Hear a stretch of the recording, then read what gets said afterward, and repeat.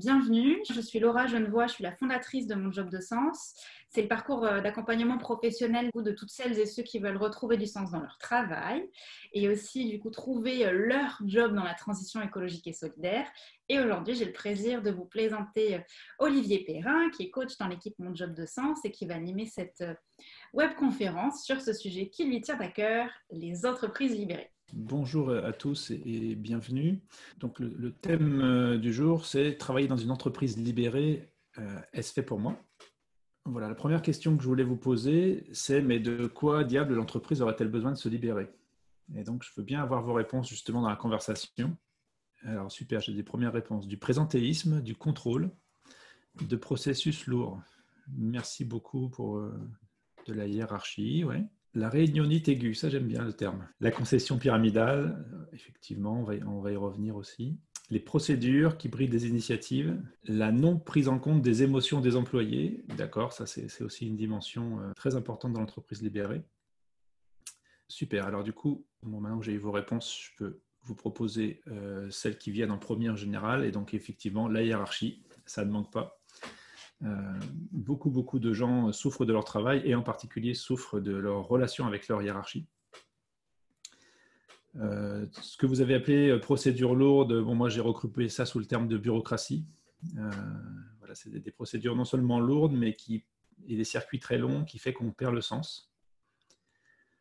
Derrière hiérarchie et bureaucratie, il y a souvent des jeux de pouvoir. Donc ça aussi, c'est un gros sujet. Les gens ne supportent plus. Souvent, quand je suis en entreprise, on me dit « Ah non, mais ça, c'est pas possible, c'est trop politique. » Quand ça devient politique, c'est impossible. Et ça veut dire que c'est des questions de pouvoir qui se gèrent. Et on n'est plus en train d'être sur le sujet de fond. On est en train de gérer du positionnement et de la domination des uns sur les autres. Le pouvoir ne va pas sans une omniprésence des égos. Alors c'est vrai qu'ils sont peut-être plus dangereux quand ils sont en haut de la pyramide, en haut de la chaîne hiérarchique, mais il y en a à tous les niveaux, ça je peux vous le confirmer. Et un des sujets de l'entreprise libérée, c'est de se libérer de l'ego, de l'omniprésence de l'ego. Alors bien sûr, vous êtes aussi conscient dans l'époque où on vit que le travail fait souffrir énormément de monde. Et donc si on pouvait libérer l'entreprise de sa capacité à faire souffrir les gens, ce serait chouette. C'est pour ça que j'ai mis le mot souffrance ici aussi. Un ensemble de contraintes, voilà, y compris des contraintes très en lien avec notre vie quotidienne, de répondre aux mails le week-end ou le soir, ou d'avoir des horaires contraints. Un autre sujet aussi qui revient souvent dans ce qui fait le plus de souffrance, c'est le stress. Voilà, enfin, ce dont les gens souhaiteraient le plus être libérés, en tout cas, c'est d'être moins stressés au travail. Évidemment les conflits, donc toute cette dimension relationnelle et émotionnelle là que quelqu'un aussi a abordé arrive. Et puis cette notion aussi de profit, alors j'ai rien contre le profit dans l'absolu, mais le profit qui devient l'alpha et l'oméga et tout est centré sur le profit pour l'actionnaire, voilà, en plus un profit bien particulier pour une personne qui veut que l'entreprise ait une rentabilité très très forte, une croissance à 2 chiffres, des choses comme ça, c'est des choses qu'on entend souvent aussi.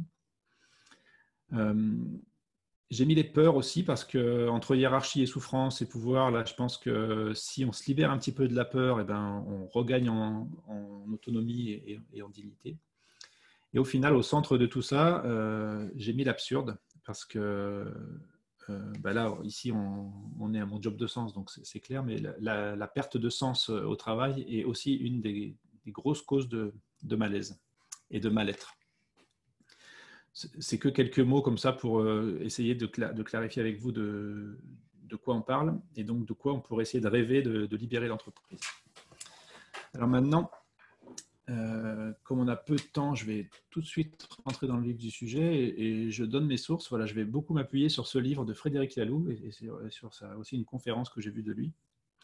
C'est un chercheur qui a fait tout un travail sur les modalités d'organisation, comment les humains ont réussi à s'organiser pour faire des choses ensemble, pour coopérer au fil des époques. Et donc, tout ça est très bien résumé avec beaucoup d'exemples dans ce livre qui s'appelle Reinventing Organizations, vers des communautés de travail inspirées, qui est un livre que je vous recommande fortement. Et ce que je vais vous présenter là est issu du début de ce livre. Dans ses études, lui, il a un petit peu fait l'hypothèse qu'avec chaque époque, il y a une culture, il y a une société, une civilisation qui s'est développée et que chaque époque a aussi créé un modèle organisationnel particulier. Et donc, il est parti un petit peu à la recherche du fonctionnement des organisations humaines. Je regarde parce que je vois qu'il y a une conversation que je n'ai pas encore lue. Ouais, d'accord. C'est quelqu'un qui nous signale qu'il y a une version illustrée de ce livre, oui, en format un peu BD et qui est plus facile à lire, que je vous recommande également. Je n'ai pas la couverture là, mais il y a plusieurs personnes qui confirment, donc je vois que vous êtes déjà bien au courant. Alors, Frédéric Laloux, qu'est-ce qu'il nous dit? Il nous dit que on peut organiser en fait les différents paradigmes d'organisation, les différents modèles d'organisation en différentes couleurs. Alors, il y a une évolution, c'est-à-dire que les couleurs sont apparues dans le temps, pas au même moment, mais ça ne veut pas forcément dire que celle d'après est meilleure que celle d'avant. Voilà, chacune peut avoir son utilité et peut être adaptée au contexte. Je vous dis ça pour qu'on ne soit pas dans une logique de jugement de valeur ou de... Voilà, chaque organisation a tout à fait sa raison d'être. En général, le modèle d'organisation d'après, il vient résoudre un problème criant de celui d'avant. Voilà, c'est pour ça qu'il s'enchaîne un petit peu comme ça. Alors, le premier modèle, peut-être le plus ancien, c'est un modèle qu'on retrouve dans un petit groupe, dans une tribu, dans une organisation humaine comme ça, où il y a un pouvoir très fort qui est tenu par la force, en fait. C'est un peu la meute. Voilà, le chef est dominant et comme il est dominant, il est souvent dominant par la force ou par la violence. Il doit en permanence assurer sa position de chef, parce qu'évidemment, il a autour de lui un ensemble de courtisans qui veulent sa place. Et donc, il est en permanence sur le qui-vive et il doit en permanence donner des signes qu'il est le chef. Donc voilà, ça peut vous paraître un peu étrange dit comme ça. C'est le fonctionnement de certaines mafias, c'est le fonctionnement de certaines entreprises aussi, c'est le fonctionnement aussi j'avais un autre exemple en tête, mais là, il vient de m'échapper. Pardon, je vais avancer d'un cran. Bref, la logique de domination, elle est là. Oui, je pensais à la cour de Louis XIV. Voilà, où même si on ne pique pas forcément la place du roi, il y a une espèce de guerre de pouvoir pour monter dans la hiérarchie entre les courtisans qui est permanente et qui est épuisante. Donc voilà un modèle d'organisation tout à fait sympathique et qui permet quand même à un groupe de fonctionner. Mais c'était quand même assez insupportable de toujours avoir à défendre sa position, et donc on a fini par inventer autre chose. Et donc on passe du rouge à une autre couleur qui est le ambré.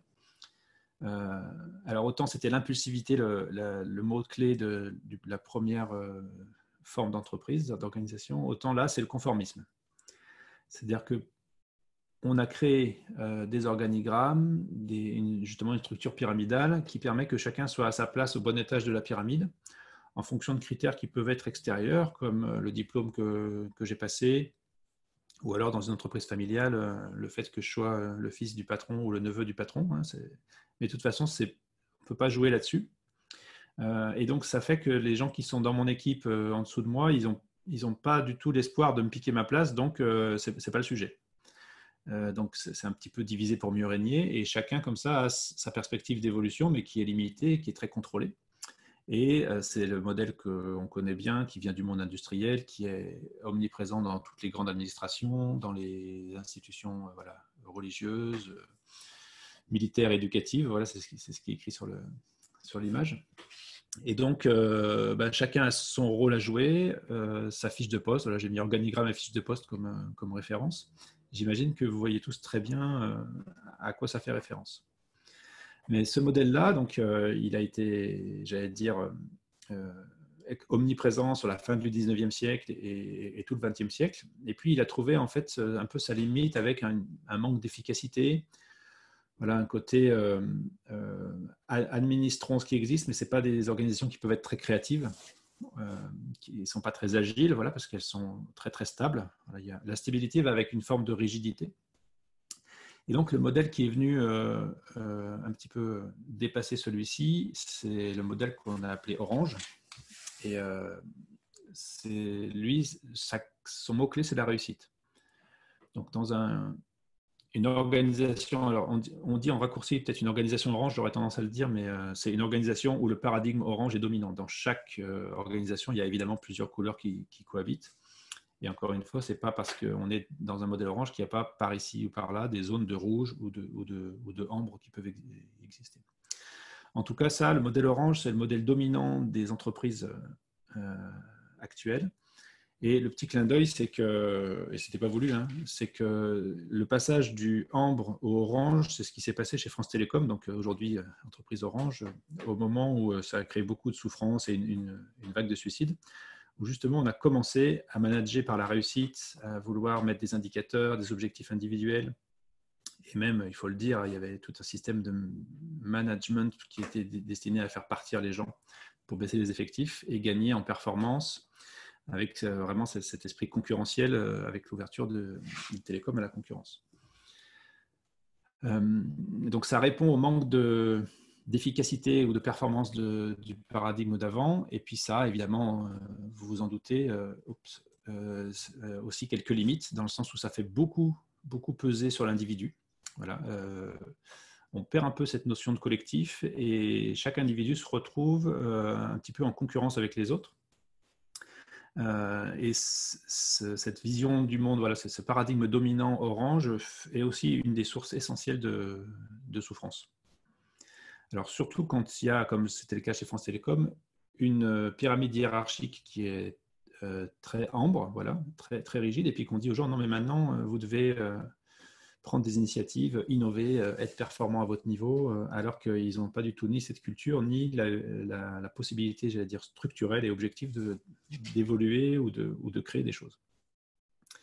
Donc, très compliqué, et ça génère beaucoup de ce qu'on appelle des injonctions paradoxales.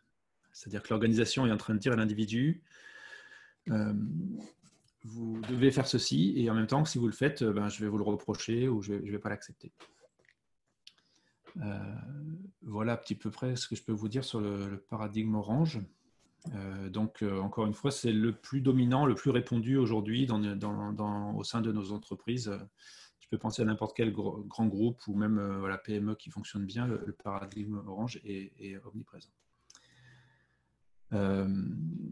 Alors, cette souffrance individuelle et cette obsession de la performance, alors oui, ce que je peux vous dire pour expliquer la transition de l'un vers l'autre, c'est que évidemment, cette performance, elle est presque mono-indicateur, et c'est ce que j'ai dit au tout début, elle consiste à faire plus de profit pour un actionnaire en général.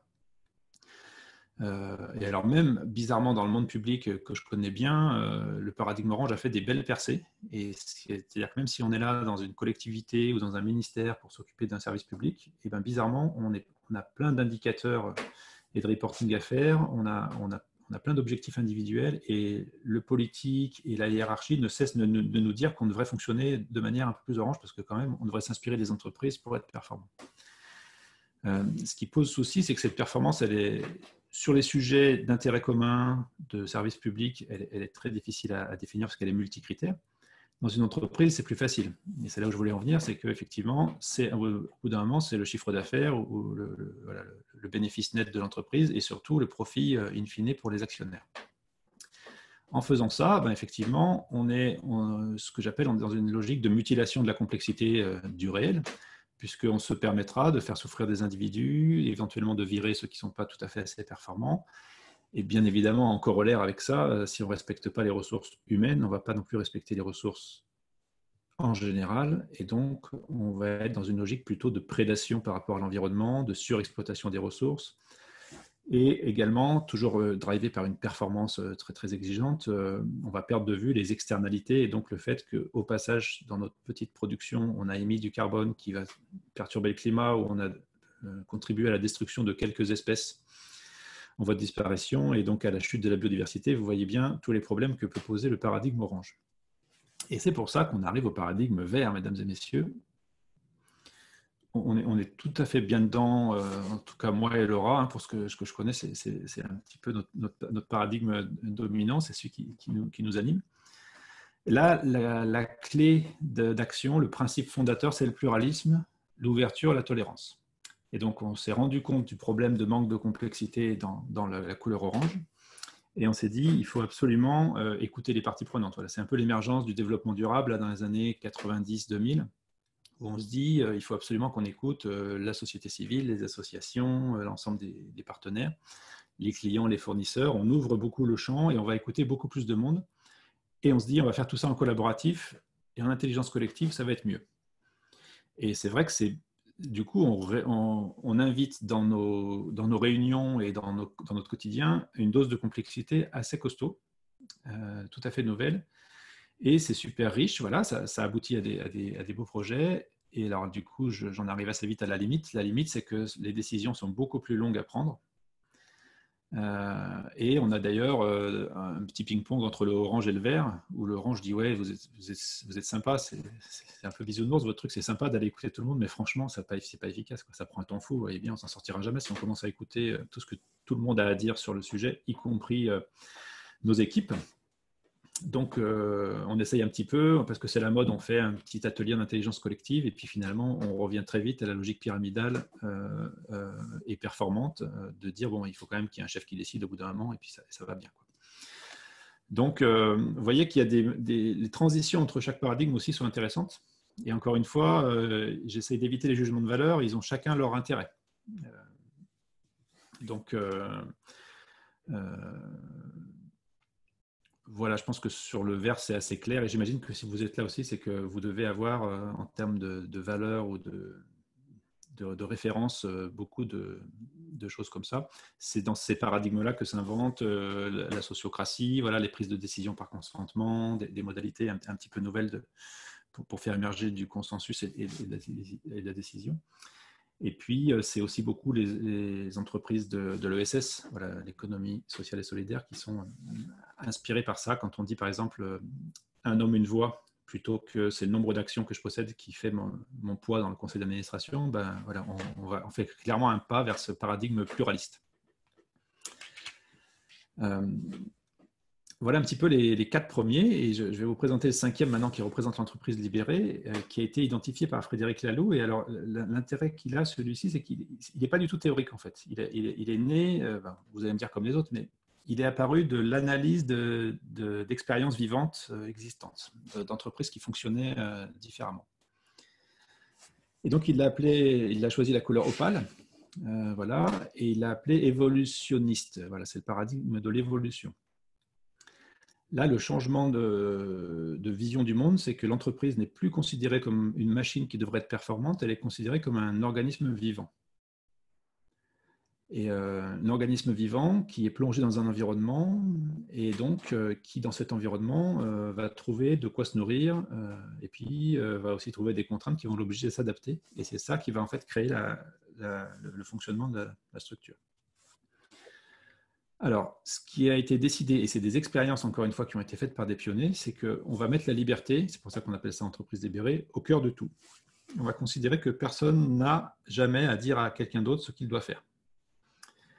Ça, quand on parle de ce sujet-là dans les entreprises, j'allais dire d'autres paradigmes, ça fait très peur parce que tout de suite, on a l'impression qu'on va couper la tête à tous les managers et que ça va être un peu l'anarchie ou que tout le monde va s'auto-administrer. Eh bien, c'est un peu ça, dans le sens où ces entreprises-là qui fonctionnent comme ça, elles ont pris la décision assez forte de supprimer tous les rôles, toutes les fonctions voilà, dont la mission est de surveiller les autres, de contrôler les autres ou de les orienter. Dit comme ça peut faire un petit peu théorique, mais je vous décris 2 exemples un petit peu dans le détail après pour justement vous illustrer comment ça fonctionne. Évidemment, une grande liberté de chaque individu dans la structure donne aussi une grande responsabilité. Et on y reviendra, et c'est un des sujets, j'allais dire, sensibles, puisque dans une entreprise telle qu'elle existe, il y a des inconvénients à être en bas de l'échelle pyramidale, mais il y a aussi des gros avantages, c'est qu'on a moins de responsabilités à prendre. Et on peut venir dans un job de façon un peu alimentaire en disant, moi, je fais ce que j'ai à faire, mais par contre, je ne m'engage pas plus. Et je n'assumerai pas la responsabilité de ce qui se passe. J'ai un chef qui est là pour ça. C'est lui qui décide. Donc, dès que j'ai une question, je lui remonte la question et puis il prend ses responsabilités. Là, cette responsabilité, j'allais dire, elle redescend instantanément sur les épaules de chaque personne dès l'instant où il a totale autonomie et qu'il va décider tout seul de ce qu'il fait.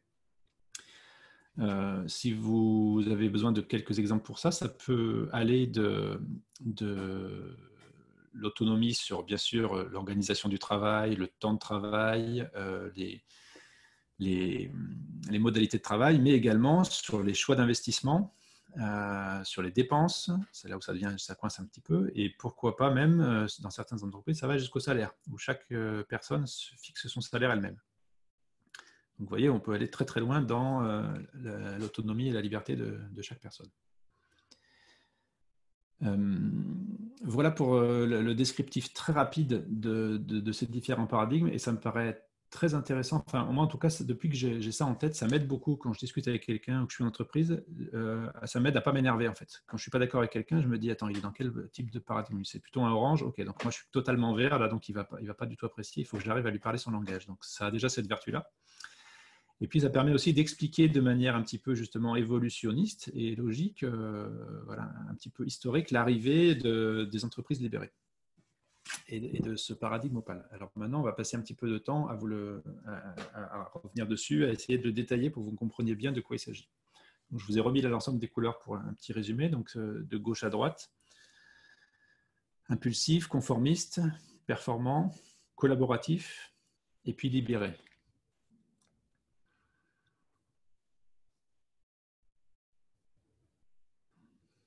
Ça va? Je parle beaucoup là, je regarde un petit peu, je prends le temps de regarder vos visages. Voilà, je vois personne qui a l'air en panique. Donc c'est bon, je continue. Alors pour vous présenter l'entreprise libérée, j'ai décidé de vous parler de deux projets, de deux exemples en fait. Un dans le domaine de la santé qui s'appelle Buurtzorg et une entreprise française qui s'appelle Favi. Buurtzorg, c'est une des histoires d'entreprise qui m'inspire le plus. Je vous donne un petit peu le contexte. Ça se passe aux Pays-Bas et il s'agit d'une entreprise qui s'occupe de cabinets infirmiers locaux. Voilà, dans les villages, dans chaque ville et dans chaque quartier aux Pays-Bas, il y a des infirmières de proximité. Voilà, on peut appeler ça comme ça. Et le système est organisé de telle sorte que c'est un maillon très important du système de santé là-bas. On fait sortir les gens assez vite de l'hôpital, voilà, où ils voient des spécialistes, et après ils rentrent chez eux et ils sont suivis par des infirmières ou des infirmiers. Je dis infirmières parce que c'est souvent des femmes en majorité, même s'il y a les deux. Et donc, on était dans un système comme ça où des entreprises se partageaient le marché du soin de proximité aux Pays-Bas. Et puis, petit à petit, j'allais dire embarqués par le paradigme orange, maintenant qu'on a ce langage commun, je me permets de vous dire ça, ils ont voulu gagner du temps, ils ont voulu être plus performants et ils ont commencé à rationaliser les choses. Voilà, ça se comprend tout à fait. Et donc, ils ont mis un système de code barre sur la porte de chaque malade, un système de code barre pour enregistrer aussi chaque soin. Et puis, ils ont commencé à mettre un timing en face. Et donc, ils savaient que mettre un bas de contention, un collant de contention à une personne âgée, c'est 3 minutes. Faire une piqûre ou une prise de sang, c'est 5 minutes. Et tout comme ça a commencé à être timé au service de la performance. Et au bout de quelques années de ce fonctionnement-là, le constat, c'était que les soins étaient moins bons. Enfin, en tout cas, moins bons, je ne sais pas, mais les gens se plaignaient. Et surtout, les infirmiers et les infirmières quittaient le job parce qu'ils ne s'y retrouvaient plus. Et un cadre infirmier donc, qui vivait ça et qui a eu un peu l'initiative de changer ça, s'est dit, moi je vais créer une entreprise qu'il appelait Buurtzorg. Je crois que ça veut dire quelque chose comme les soins de proximité. Buurt, c'est un peu le village, ou peut-être il manque un G d'ailleurs, je ne suis pas trop sûr de l'orthographe. Peut-être Buurtzorg. Il a dit, moi j'ai envie de fonctionner avec un autre paradigme, donc je vais tester autre chose. Et il s'est donné une vision, une raison d'être à son entreprise. Il a dit, moi, la seule chose qui m'intéresse, c'est d'aider les gens à vivre le mieux possible chez eux, le plus longtemps possible et le mieux possible. Alors, voilà, pour des personnes âgées, le plus longtemps possible. Pour des personnes en convalescence, le mieux possible dans le bien-être le plus fort chez eux à domicile. Et c'est le seul critère. Et puis, il a dit, comme il en avait marre de toutes ces logiques de performance, c'est impossible d'avoir une grosse structure qui régente tout depuis un point centralisé. Et donc, on va faire des petites équipes de maximum 12 personnes qui vont être réparties sur le territoire et qui vont prendre en charge là, les soins de leur secteur. Et on met au centre de tout, non plus l'acte de soins et l'enregistrement des performances, mais la relation avec le patient. Et qu'est-ce qui s'est passé? C'est que les infirmiers qui ont été embauchés au début dans ce nouveau paradigme, ils ont commencé à travailler et ils ont commencé à prendre le temps de boire un café avec les personnes chez qui ils allaient. Ils ont surtout aussi commencé à se dire, si notre but, c'est que les gens vivent le mieux, dans le meilleur état chez eux le plus longtemps possible, nous, on vient éventuellement faire un soin tous les jours ou même une fois tous les 2-3 jours, ça ne suffit pas. Et donc, il faut qu'on trouve des relais. Et donc, ils ont cherché autour de la personne malade ou du patient des proches, des amis, des voisins, voilà. Et ils ont commencé à discuter avec eux et à les former un petit peu, à leur demander de faire leur rôle d'aidant. En fait, maintenant, depuis cette époque-là, le rôle d'aidant est apparu. Il est même en train d'être officialisé en France, mais à l'époque, c'était tout à fait nouveau. Et puis, et surtout, ils ont arrêté de compter le temps. Ils ont pris, eux, le temps qu'il fallait pour rassurer la personne, établir une relation avec elle. Donc, je vous disais un exemple, boire un café, mais ce n'est pas forcément que ça. Et puis, le système a commencé à fonctionner comme ça. Et en quelques années, je vous le donne en mille, évidemment, si je vous raconte cette histoire, c'est qu'il y a un happy end. Ils sont devenus la plus grosse entreprise de soins infirmiers des Pays-Bas. Ils ont 7000, je crois, employés à ce jour. Et ils fonctionnent donc avec cette logique de petite équipe totalement libre et indépendante de leur choix. Et quand donc là, je vous disais libre dans différents domaines, c'est qu'ils gèrent bien sûr leur budget, ils gèrent le recrutement, ils gèrent leur formation au niveau des équipes de 12 là, et ce n'est pas la peine d'aller plus loin. Donc, il n'y a pas de centrale, il n'y a pas de DRH par exemple, il n'y a pas de service de la formation, il n'y a pas de service du budget ou des finances, puisque on a délocalisé au maximum, on a mis au plus proche du terrain toutes les décisions importantes.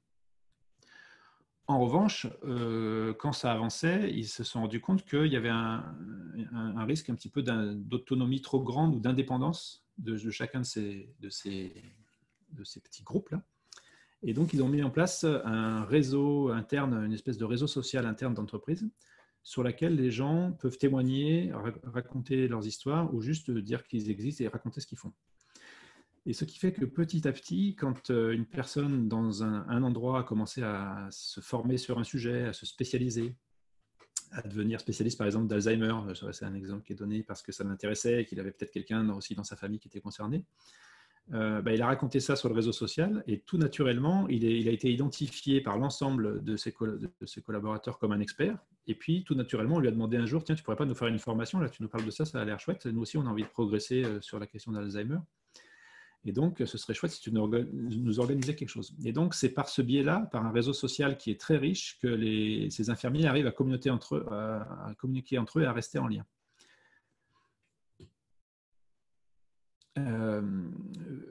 Voilà pour cet exemple de Buurtzorg qui moi, me semble très, très inspirant parce que les résultats, donc, ce qui en découle, c'est que évidemment les soins fonctionnent avec un niveau de satisfaction inédit par rapport à ce qui était fait avant. Donc, les patients sont extrêmement satisfaits. La sécurité sociale locale fait des économies parce que oui, ça, je ne vous l'ai pas encore dit, mais en termes de performance, en fait, de commencer la relation de manière comme ça forte et puis de donner confiance à la personne pour qu'elle s'occupe d'elle-même et puis trouver des proches aussi qui s'occupent d'elle-même, vous imaginez bien que ça fait un effet un petit peu systémique qui aboutit au fait que quand il y avait 10 séances d'infirmières qui étaient prévues, en fait, au bout de 3, le patient dit non, mais c'est bon, j'ai plus besoin, là, j'ai retrouvé assez d'autonomie. Et donc, ça fait au final des économies. C'est intéressant de voir ça comme ça, puisque là, c'est pas parce qu'on fait tout ça qu'on oublie la performance, mais par contre, elle vient en second. Le premier point, c'est la raison d'être, que les gens vivent le mieux possible chez eux, et de ça, en fait, découle une autre forme de performance. Il ne me reste plus beaucoup de temps, alors je vais quand même vous parler de Favi, parce que c'est dans un tout autre domaine. C'est une entreprise française qui fait de la sous-traitance automobile dans l'industrie, qui fabrique des pièces métalliques. Et un jour, un nouveau directeur général est arrivé et il a observé comment ça fonctionnait, il a vu tout ce que vous m'avez dit au début, les contraintes, la hiérarchie, les jeux de pouvoir, et il a décidé de tout arrêter. Il a proposé un fonctionnement radicalement différent, où on responsabilise chaque personne. Et là, c'est pareil, ça a été exceptionnel en termes de réussite, avec une logique très proche, c'est-à-dire qu'au sein de l'entreprise, il y a des petites, ce qu'ils appellent des sous-usines, non, même ils appellent ça des usines.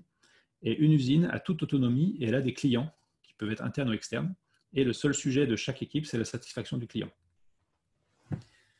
Je vous raconte une histoire sur Favi pour illustrer ce niveau de liberté. Un jour, il y a un ouvrier qui avait sorti un lot de pièces, c'est des fourches pour boîte de vitesse, pour un gros client, un de leurs clients qui était Volkswagen. Et au moment où le truc est parti, il a eu comme un petit doute et il s'est dit, je ne suis pas sûr que la qualité en fait, était OK sur les 1000 pièces qu'on a envoyées. Donc, je ne suis pas trop sûr de moi. Il a écouté ce petit doute justement qu'il avait. Et avec un collègue, il a pris une voiture de service qui était là sur place, évidemment sans rien demander à personne parce qu'on est dans l'entreprise libérée. Et il a fait le trajet jusqu'à Munich pour aller voir à l'usine Volkswagen ce qui se passait. Il est arrivé là-bas, voilà, 8 heures plus tard. Il a vu les gens de Volkswagen, il leur a dit j'ai un petit problème avec les pièces que je viens de vous livrer, là, on n'est pas sûr qu'elles soient bonnes, est-ce qu'on peut les vérifier? Ils ont vérifié l'ensemble du lot de pièces, elles étaient toutes parfaites, il n'y avait aucun défaut, et ils ont dit bon, bah, c'est super, et ils sont repartis. Sauf que voyant ça, en fait, les gens de Volkswagen ont fait remonter ça au service des achats de Volkswagen, et ils ont dit cette boîte-là, Favi, on n'a jamais vu quelqu'un qui soit aussi dévoué pour la qualité. Et donc, à partir de là, Favi a été référencé comme le fournisseur exclusif de Volkswagen sur ce type de pièces. Et donc là aussi, c'est une entreprise qui est florissante, qui marche très très bien encore aujourd'hui, avec un fonctionnement totalement différent et atypique. Un autre exemple que je peux vous donner sur Favi, au tout début, quand il est arrivé, donc Jean-François Sobrist, qui est le fameux directeur général, il est allé se balader dans l'usine, il a vu comment ça marchait, et il prend dans son livre un exemple sur l'ouvrier qui a besoin d'une nouvelle paire de gants. Et il s'amuse à faire un petit calcul. Donc, l'ouvrier est sur une machine, il voit que ses gants sont usés, donc il arrête la machine. Il prend ses gants usés, il va voir son chef d'équipe, il lui demande l'autorisation d'aller au magasin pour chercher de nouveaux gants, peut-être même qu'il y a un papier à signer. Il arrive au magasin avec le papier de son chef et les gants anciens. Il attend que le magasinier soit disponible éventuellement. Il rend les gants usagés, il signe un nouveau papier et le magasinier lui fournit des gants neufs. Et il repart jusqu'à sa machine. Bilan des opérations, une demi-heure d'arrêt de la machine. Et donc, Jean-François, il fait le calcul, il dit, bon, voilà, donc la machine qui s'était arrêtée une demi-heure, ça nous coûte, voilà, il fait des calculs, il dit, on arrive à 600 francs de perte de production. Et les gants, ils coûtaient 3,50 francs la paire. Et donc, il dit, bon, excusez-moi l'expression, on va arrêter les conneries. L'ouvrier qui a besoin de gants, il passe les prendre tout seul, on enlève le magasinier, et par contre, il y a une question de gestion de stock, donc il coche une croix où là, il met +1 dans la case des gants une fois qu'il a pris des gants neufs, et puis voilà. Et sur le lot, sur l'ensemble de l'usine, il y a peut-être un ou deux malins qui vont prendre un peu plus de gants pour s'en servir chez eux à la maison, et alors, est-ce que c'est grave? Et c'est là où il y a eu le basculement en fait en termes de vision du monde par rapport aux humains aussi, c'était de dire on va faire un a priori que les gens sont fiables et que voilà, c'est l'entreprise qui a décidé que l'homme est bon, je crois le slogan de Favi. On va considérer que 99% des gens sont bons, ont envie de faire avancer les choses et sont honnêtes. Plutôt que de brider ces 99% pour le 1% qui va être honnête, eh ben, on va accepter qu'il y ait quelques dérives. Ça, c'est un sujet vraiment très constant des entreprises libérées, c'est de prendre les personnes pour ce qu'ils sont et leur faire confiance a priori. Voilà, je parle un peu vite, il faut que voilà, le temps passe, mais c'est bon, je vous dis beaucoup de choses. Je vous laisse un petit peu intégrer. Je vous donne juste quelques résumés des principes. Pour qu'une entreprise soit libérée, il faut qu'elle ait une vision très forte. Donc, je vous dis, la vision, ça ne peut pas être faire du profit pour l'actionnaire ou faire perdurer mon petit pouvoir. C'est forcément quelque chose d'ambitieux qui donne envie. Donc, Frédéric Laloux, il appelle ça une raison d'être, non pas révolutionnaire, je me suis trompé, mais c'est évolutionnaire, lié à l'évolution. Et donc, par exemple, décider que les gens devraient rester chez eux le plus longtemps possible, même s'ils sont malades ou âgés, dans des bonnes conditions, ça, c'est une raison d'être qui permet à tout le monde de s'aligner dessus. Et une fois qu'on a cette raison d'être très, très forte qui est claire, et qui est, j'ai dit omniprésente parce qu'on discute que de ça en fait. C'est des entreprises où on parle beaucoup plus du pourquoi que du comment. Pour le comment, on fait confiance, une confiance totale dans la liberté individuelle. On sait que chaque individu, une fois qu'il est aligné sur la vision, il va savoir quoi faire. Il va avec son intelligence, avec sa vision des choses, et éventuellement, s'il ne sait pas faire, il va trouver autour de lui de l'aide. Ça, c'est très important et ça rejoint ce que quelqu'un a dit sur les émotions tout à l'heure, c'est qu'on accepte aussi dans une entreprise libérée la personne dans son entièreté. avec ses émotions, avec ses croyances, avec sa part féminine, avec ses doutes. Voilà. Et donc, on enlève complètement cette obligation d'être toujours dans une forme de représentation, voilà, de jeu social en entreprise où il faut être un winner ou alors il faut être performant. Ou alors il ne faut surtout pas que les émotions apparaissent parce que c'est mal vu. Et on sait très bien qu'en faisant ça, encore une fois, on mutile une bonne partie de la réalité et des individus, et donc on aboutit à des grosses souffrances quand ce n'est pas à des situations catastrophiques. Et le troisième principe, une fois qu'on a la vision et la liberté de chacun, c'est que l'organisation, elle est en tout petit groupe et on laisse les gens s'auto-organiser. Donc on pourrait appeler ça un principe de subsidiarité, c'est-à-dire que la décision est toujours au plus près possible de ce qui est nécessaire. Il n'y a jamais quelqu'un qui prend une décision pour les autres. Et je peux vous dire que, dit comme ça a l'air simple, et dans la pratique, quand les ouvriers, d'un seul coup, dans une usine de Favie, disent « Non, mais nous, on veut une nouvelle machine, là, elle coûte 35 000 euros, voilà, il faut investir, c'est absolument celle-ci qu'on veut, on sait pourquoi. » Et c'est eux qui vont discuter avec les fournisseurs, c'est eux qui reçoivent les catalogues, c'est eux qui vont la tester éventuellement voilà, chez le fournisseur. Ils savent très bien pourquoi ils la prennent. Alors que si on fait un calcul coût-avantage et qu'on a un service des achats qui va décider pour eux, ce ne sera peut-être pas le même choix de machine, elle sera peut-être moins chère ou peut-être plus performante, mais comme les ouvriers ne l'auront pas choisi, ils ne vont pas se l'approprier et ça va être moins efficace. Donc ce principe d'auto-organisation est hyper important. Et c'est d'ailleurs là aussi très proche d'une image du fonctionnement du vivant. Bon, rapidement, je vous donne 3 conséquences de tous ces choix-là d'entreprises libérées. C'est qu'une entreprise, on parle d'entreprise pourquoi versus les entreprises comment. Donc, on passe beaucoup moins de temps à discuter du comment, à travailler même sur la culture commune et ces choses-là. On laisse le pourquoi gérer. La liberté et la responsabilité sont très, très liées, puisque, effectivement, si les ouvriers décident d'acheter une machine qui coûte très cher, eh bien, il va falloir derrière qu'ils en montrent l'intérêt, enfin, en tout cas, qu'ils l'utilisent et que, voilà, que la décision soit assumée. S'il y a une erreur, c'est eux qui l'assumeront. Et puis, je vous ai mis plus de concurrents.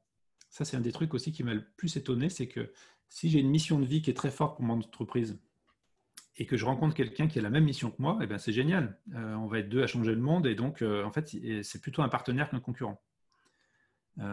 Ça efface un peu cette logique de concurrence dès l'instant où c'est un enjeu très fort de sens qui pilote les choses. Je vous ai aussi proposé 3 limites sur le modèle, parce qu'on est là un petit peu pour que vous fassiez une opinion sur si c'est fait pour vous aussi d'y travailler ou pas. Bon, déjà, ce modèle, il n'est pas forcément généralisable à toutes les activités. Voilà, je pense qu'il demande une grande maturité des équipes et des managers. Je vous ai mis une petite pyramide aussi avec un œil en haut, là, parce que le grand paradoxe, c'est que comme on démarre d'une situation pyramidale, eh ben, donner le pouvoir à la base, ça ne peut pas se faire sans une décision très forte qui vient d'en haut. Et c'est pour ça que dans presque tous les exemples d'entreprises libérées, il y a un leader libérateur, c'est-à-dire que c'est quelqu'un qui est quand même le chef. Ce n'est pas comme dans le paradigme vert où on n'aurait plus du tout de chef, on serait tous à égalité. Là, il y a quand même un leader qui a proposé la vision et il n'est pas tout seul parce que cette vision, elle a recueilli l'adhésion déjà d'un premier cercle autour de lui. Mais après, il passe son temps à dire, OK, la vision, c'est ça, mais par contre, pour le fonctionnement, vous vous débrouillez, c'est vous qui savez, vous êtes intelligent, vous êtes compétent, et il recrute que des gens qui fonctionnent sur ce principe-là. Et ce n'est pas forcément évident parce que ça demande pour le leader un grand lâcher-prise. Un des exemples connus, c'est un chef d'entreprise comme ça en France qui a voulu libérer son entreprise. Il a réuni tout le monde, il a dit maintenant ça va être libre, chacun fait ce qu'il veut, et il est parti 1 an en vacances. Et il s'est dit ça passe ou ça casse, quand je reviens, soit la boîte a coulé, soit je suis là, et il a dit je suis là pour personne. Et quand il est revenu, la boîte était plus performante qu'avant. Donc ça, il a un peu validé son hypothèse comme ça. Et puis, la grande question aussi qui reste à traiter, c'est que c'est bien beau que les gens soient libres et qu'ils soient plus performants de cette manière-là par une grande autonomie, mais au service de quel sens? Alors, ça nous ramène au fait qu'on est obligé de s'appuyer sur les motivations intrinsèques des gens. Donc, on ne peut pas, le côté job alimentaire ou le côté comment ça va, comme un lundi, voilà, sous-entendu, la vraie vie, c'est en dehors du boulot, ça ne marche plus. Ça demande un très fort niveau d'engagement, un très fort niveau de connexion au sens. Ce qui est super, et à la fois, ce n'est pas forcément ce que souhaitent les gens, vu que chacun aussi est dans son paradigme. Il y a des gens qui ont envie d'un job alimentaire, et ça peut être OK aussi. Donc, c'est une des limites du modèle, c'est que ça demande un très très fort niveau d'engagement à tous les niveaux, et une connexion aussi très forte au sens. Voilà, j'ai l'impression que j'ai un peu speedé pour vous dire tout ça. Il y a un message dans le... Excusez-moi une seconde, je regarde. Pas ton message, c'était pour te dire que ce serait bien qu'on passe aux questions. Ah ouais, OK, c'est toi. Du coup, comment on fait pour les questions? Dans le chat aussi? Oui, le plus simple, c'est dans le chat et je vais te les poser. Du coup, je les centralise et je te les pose. Et le temps que chacun réfléchisse à ses questions, moi, j'en avais une. Du coup, c'est super entreprises libérées, enfin, du coup, qui sont organisations libérées, parce que j'imagine que ce n'est pas forcément des entreprises. Comment on les trouve?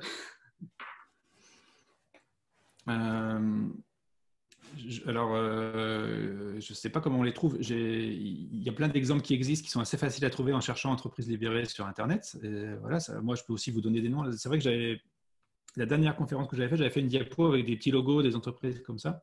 En tout cas, sachez qu'il y en a dans toute la France et en Belgique, en tout cas, aux États-Unis. Il y en a dans tous les secteurs d'activité. Voilà, et souvent, avec Laura qui a travaillé chez Zero West France, elle me dit Zero West, c'est une association qui est libérée dans son fonctionnement. Par contre, j'ai un ami qui est chez Greenpeace et qui me dit mais Greenpeace, c'est horriblement militaire, c'est extrêmement descendant. Et ça se comprend. Il dit voilà, il faut qu'on coordonne les actions sur le territoire tous au même moment. Là, ils ont fait un truc sur la forêt, l'exploitation de la forêt amazonienne. Devant toutes les préfectures de France et de Navarre, il y a eu un groupe de gens Greenpeace qui est venu au même moment. Et donc, ça nécessite cette organisation-là. Donc, vous voyez qu'il y a une corrélation entre l'organisation qu'on choisit et le sens qu'on donne. Donc, j'aurais tendance à vous dire, si ça vous inspire, cherchez-en. Il y en a forcément autour de vous dans les secteurs qui vous plaisent. Et maintenant, il n'y a pas une entreprise, ce n'est pas binaire, qui est libérée ou pas. Par contre, il y a des poches de libération ou des états d'esprit un peu plus libérés. Et la question que je vous propose de poser en entretien ou d'explorer avec une organisation, c'est est-ce qu'on peut vous parler clairement de la raison d'être et de la vision? Et puis, deuxièmement, c'est n'écoutez pas que le recruteur, demandez si vous pouvez faire un tour dans l'équipe et discuter avec les gens. Et là, vous verrez très vite quel est leur niveau d'autonomie, d'inspiration par rapport à la vision. Et en général, voilà, si on ne vous laisse pas faire, ce n'est pas très bon signe. Et si on vous laisse discuter avec les équipes et que voilà, vous êtes libre de parler avec elles, posez toutes les questions sur comment fonctionne la hiérarchie, les réunions, les questions de pouvoir. Voilà, demandez-leur ce qui leur déplaît le plus dans leur boîte et vous serez très vite fixé sur l'état d'esprit qui règne. Voilà ce que je peux répondre en 2 mots, Laura.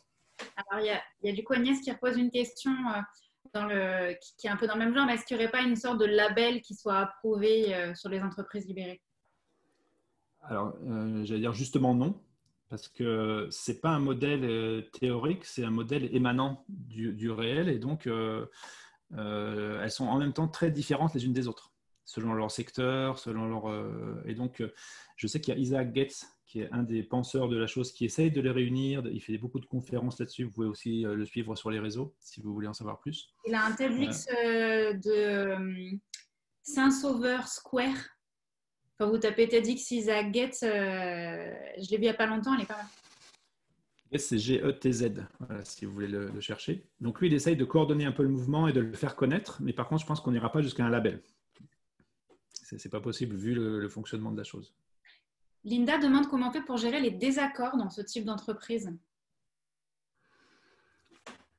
Alors c'est pareil, chaque entreprise invente un petit peu sa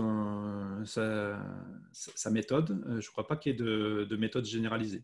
Et effectivement, je pense que comme tous les paradigmes sont les bienvenus, les méthodes qui sont dans le règne du vert, de la sociocratie, de la décision par consentement, sont souvent pratiquées et connues en tout cas par les leaders libérateurs. Et du coup, Églantine nous a aussi dit qu'il y a quand même beaucoup d'entreprises de l'économie sociale qui sont en chemin, notamment Enercop, Make Sense, MySesame. Et cette semaine, il y a le MOVE qui organise un événement sur l'évolution du management. Pour moi, le tabou qu'il faut vraiment débugger dans l'entreprise, c'est le pouvoir, quoi. Et notamment, oui, une des choses que je ne vous ai pas dites, c'est que dans les entreprises libérées, les signes extérieurs de pouvoir disparaissent. C'est-à-dire que la place de parking réservée pour le patron, le grand bureau en haut de la tour, ça n'existe plus. Ça, c'est aussi un signe très fort. Léa nous demande si une entreprise peut être pensée comme libérée dès sa création ou est-ce plutôt des entreprises existantes qui changent de fonctionnement? Alors, il y a les deux cas. Et d'ailleurs, dans les 2 exemples que je vous donnais, c'était ça. Buurtzorg a été créé délibérément au début comme une entreprise qui allait être libérée. Et alors que Favi, c'était une usine qui fonctionnait sur un mode très classique, très hiérarchique, et qui a été libérée par un leader qui est arrivé et qui a décidé de faire autrement. Donc les deux sont possibles. Si vous créez quelque chose, je vous conseille d'y penser en amont. Effectivement, au plus tôt on y pense, au mieux on se porte. Mais le paradoxe de la libération que je vous ai évoqué, c'est que, par exemple aussi, alors c'est pas Frédéric Laloux, c'est Laurent Ledoux, il l'a fait dans le ministère des Transports en Belgique. Il a complètement libéré l'administration du ministère des Transports. Sauf que dans son comité de direction, il y avait 3 ou 4 personnes qui ne pouvaient pas accepter ça, qui avaient trop peur, voilà, trop d'ego, qui perdaient trop de prérogatives, et donc il a dû les virer en fait. Et recruter d'autres qui étaient OK avec cette manière de faire, de donner le pouvoir et l'autonomie totale aux équipes. Donc vous voyez que ça peut être aussi, voilà, la transition, elle n'est pas facile. Quand on part quelque chose de très hiérarchique, c'est plus difficile que si on part d'une feuille blanche. Merci encore Olivier pour ton partage, c'est Avec plaisir. Merci à tous. de t'écouter.